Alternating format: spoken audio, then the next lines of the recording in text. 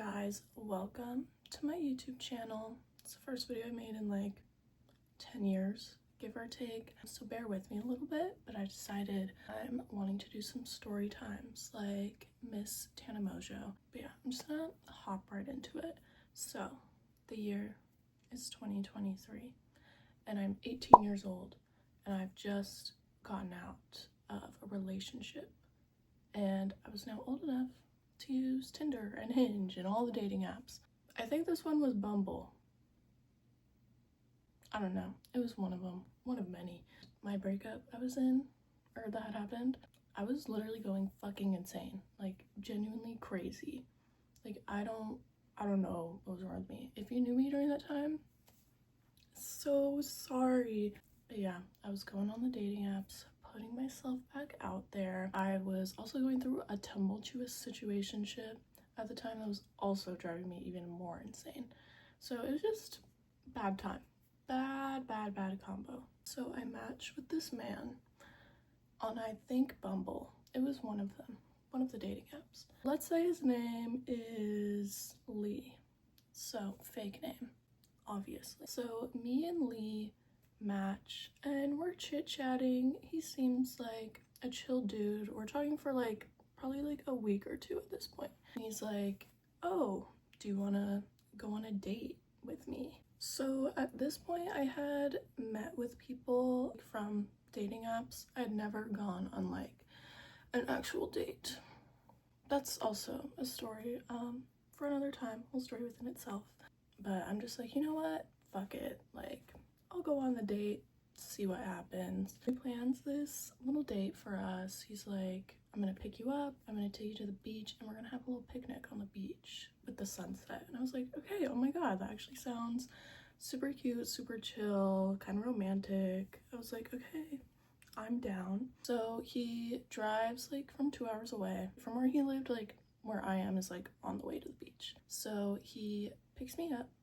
Everything is fine. Car ride's a little awkward. And for some reason, because I'm stupid, I start talking about true crime stuff. Because we were like driving past like deep wooded forests. And I was like, I wonder how many like bodies are in that forest, you know? Like, I wonder how many people have been disposed of there. And we're just like kind of talking about that for a little bit. And he's like, you know, like, you're out here with me, like I could do that to you.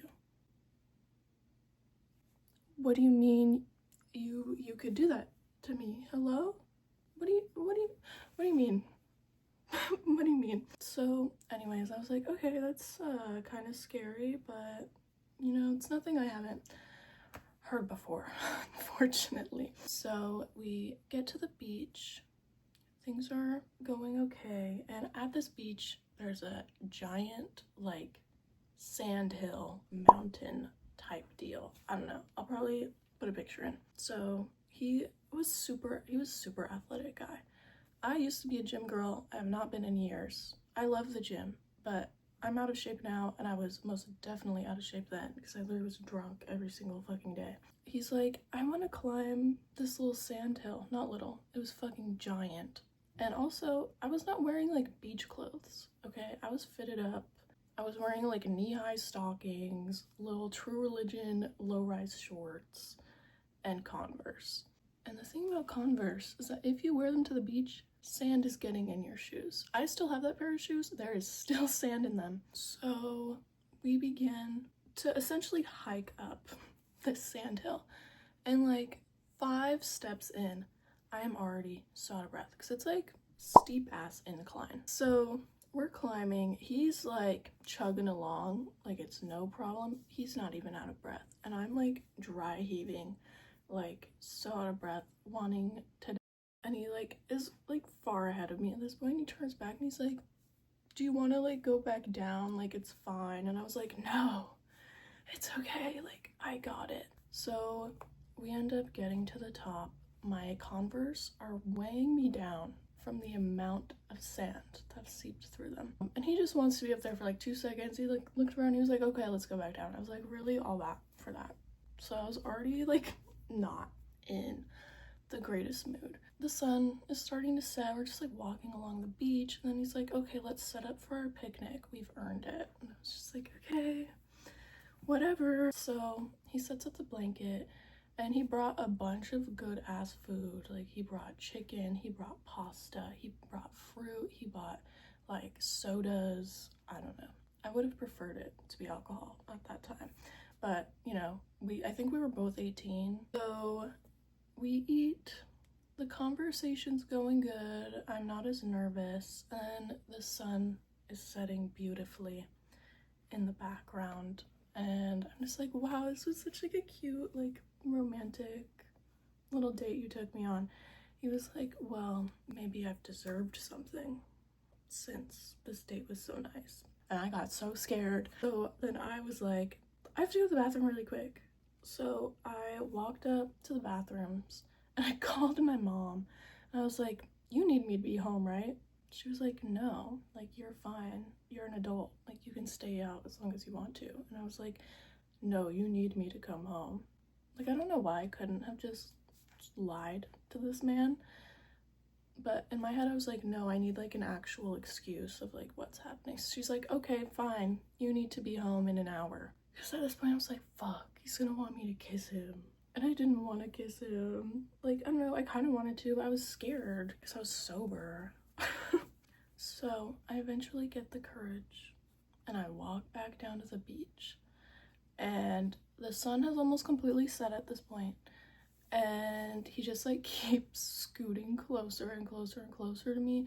And I'm just like laying down, like, I'm just like, wow, the stars are so pretty tonight. I don't fucking know. And he's like, not as pretty as you. And in my mind, I was like, I want to throw up. Genuinely. Like, no thank you. And then he kisses me. And it is a sloppy, sloppy, sloppy ass kiss. Like, it leaves this whole area of my face wet, okay? And I like pull away and I'm like, I'm shy.